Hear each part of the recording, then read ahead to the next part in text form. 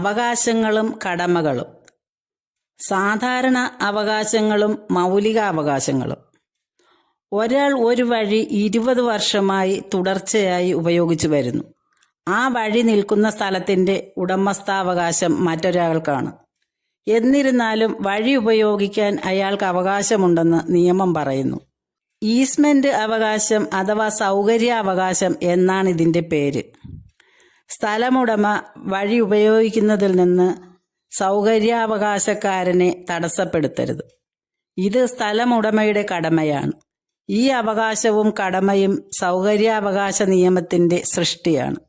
നിയമം മുഖേന അവ എടുത്തുകളയുകയോ അവയിൽ മാറ്റം വരുത്തുകയോ ചെയ്യാം. അതിന് പാകത്തിൽ നിയമം നിർമ്മിക്കുകയോ ഭേദഗതി വരുത്തുകയോ ചെയ്താൽ മതി. 18 വയസ്സ് പൂർത്തിയായ ഏതൊരു പൗരനും മറ്റ് അയോഗ്യതകളൊന്നുമില്ലാത്ത പക്ഷം വോട്ടറായി രജിസ്റ്റർ ചെയ്ത് കിട്ടാൻ അവകാശമുണ്ടെന്ന് ഭരണഘടനയിൽ പറയുന്നുണ്ട്.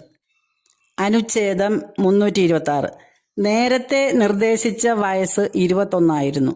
ഇത് ഭരണഘടനയുടെ സൃഷ്ടിയായ ഒരു സാധാരണ അവകാശമാണ്. ഇങ്ങനെ സാധാരണ നിയമാവകാശങ്ങളും ഭരണഘടനാപരമായ അവകാശങ്ങളുമുണ്ട്.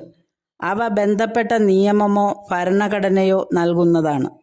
നമ്മുടെ ഭരണഘടന ആരും നമുക്ക് ദാനമായി നൽകിയതല്ല. നാം തന്നെ സൃഷ്ടിച്ച് നമുക്ക് തന്നെ സമർപ്പിച്ചതാണ്. മഹത്തായൊരു ചരിത്രമാണ് ഇന്ത്യയുടേത്. സ്വാതന്ത്ര്യ സമരം ആ ചരിത്രത്തിലെ ഉജ്ജ്വലമായ അധ്യായമാണ്. ദേശീയ നേതാക്കൾ നമുക്ക് സ്വാതന്ത്ര്യം നേടിത്തന്നു. ഒരു സ്വതന്ത്ര രാഷ്ട്രമെന്ന നിലയിൽ നമുക്ക് മുന്നോട്ട് പോകണം.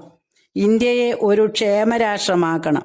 ഇന്ത്യക്കാർക്ക് ശാന്തിയും സമൃദ്ധിയും ഉണ്ടാകണം.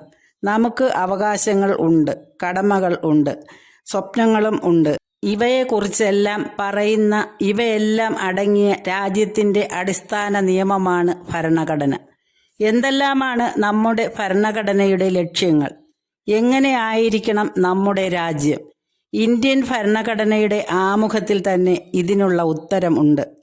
ഇന്ത്യ ഒരു പരമാധികാര രാജ്യമാകണം, സോഷ്യലിസ്റ്റ് രാജ്യമാകണം, മതേതര രാജ്യമാകണം, ജനാധിപത്യ രാജ്യമാകണം, സ്വതന്ത്ര രാജ്യമായി നിലനിൽക്കണം. പലപ്പോഴും പത്രങ്ങളിൽ നിന്നും പുസ്തകങ്ങളിൽ നിന്നും പ്രസംഗങ്ങളിൽ നിന്നും നിങ്ങൾക്ക് ഈ പദങ്ങളും പ്രയോഗങ്ങളും പരിചിതമായിരിക്കും. വലിയ അർത്ഥങ്ങളുള്ളവയാണ് ഇവ ഓരോന്നും.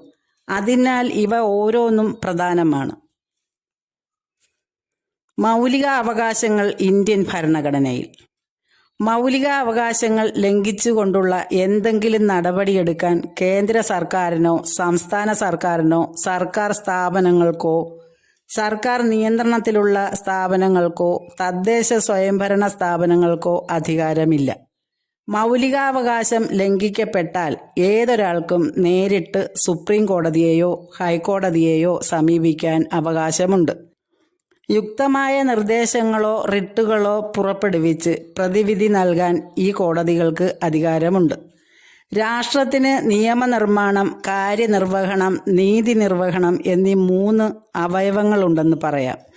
ഈ അവയവങ്ങൾ പ്രവർത്തിപ്പിക്കേണ്ടത് മൗലിക അവകാശങ്ങളെ സ്പർശിക്കാതെ വേണം.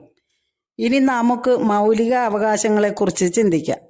അവ പൗരന്മാരുടെ അടിസ്ഥാനപരമായ അവകാശങ്ങളാണ്. മൗലികം എന്ന് വെച്ചാൽ അടിസ്ഥാനപരം, അടിത്തറയായിട്ടുള്ളത് എന്നെല്ലാമാണ് അർത്ഥം. പൗരത്വത്തിൻ്റെയും സമൂഹത്തിൻ്റെയും അങ്ങനെ രാഷ്ട്രത്തിൻ്റെയും അടിത്തറ തന്നെയാണ് മൗലിക അവകാശങ്ങൾ എന്ന് പറയാം.